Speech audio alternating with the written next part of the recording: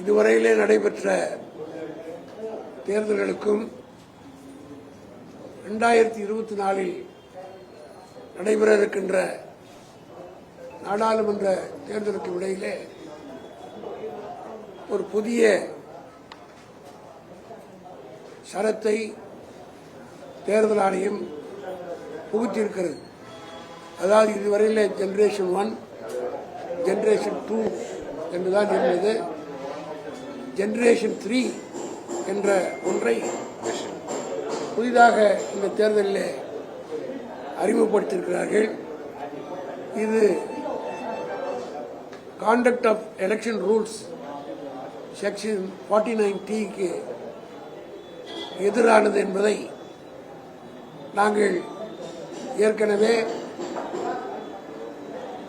டெல்லியிலிருந்து வந்த தலைமை தேர்தல் ஆணையரிடம் நானும் திமுக சட்டத்துறை செயலாளர் NR இளங்கோ அவர்களும் திராவிட முன்னேற்ற கழகத்தின் சார்பில் தேர்தல் ஆணையத்துடைய கவனத்திற்கு இதை கொண்டு வந்தோம்.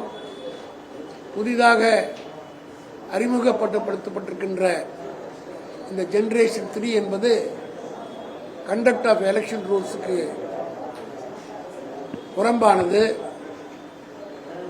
என்று சுட்டிக்காட்டிய போது அவர்கள் தலையை அசைத்துக் கொண்டார்களே ஒழிய அதற்கு உரிய பதிலை இதுவரையிலே வராத காரணத்தினால் நாங்கள் அது குறித்து உரிய நடவடிக்கை மேற்கொள்ள வேண்டும் என்பதற்காகத்தான் இந்த வழக்கை தொடர்ந்திருக்கின்றோம்.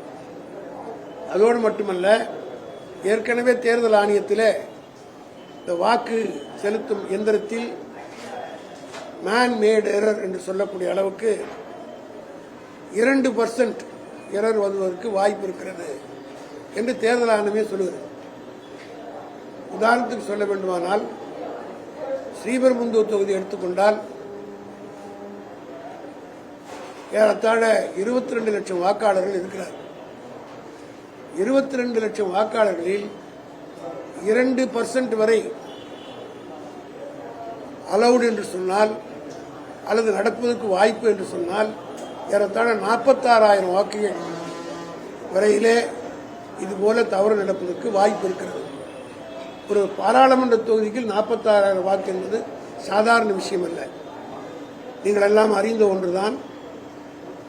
98ஆம் ஆண்டு நடைபெற்ற நாடாளுமன்ற தேர்தலில் திருப்பத்தூர் தொகுதியிலே நாடாளுமன்றத்திற்கு தேர்ந்தெடுக்கப்பட்ட திராவிட முன்னேற்ற கழகத்துடைய வேட்பாளர் வேணுகோபால் ஏறத்தாழ 200-250 ஓட்டு வித்தியாசம்தான் வெற்றி பெற்று 5 ஆண்டு காலம் எம்பியாகவும் அவர் இருந்தார்.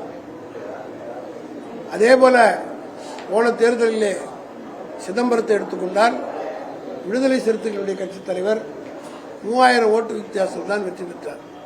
ஆக 46,000 வாக்கு வரை எரர் நடப்பதற்கு வாய்ப்பு இருக்கிறது என்று தேர்தல் ஆணையம் சொல்வதை அதற்கு ஒரு ரெக்டிபிகேஷன் வேண்டும், அது திருத்தப்பட வேண்டும் என்று தேர்தல் ஆணையத்திடம் நாங்கள் வற்புறுத்தி சொல்லியிருக்கிறோம்.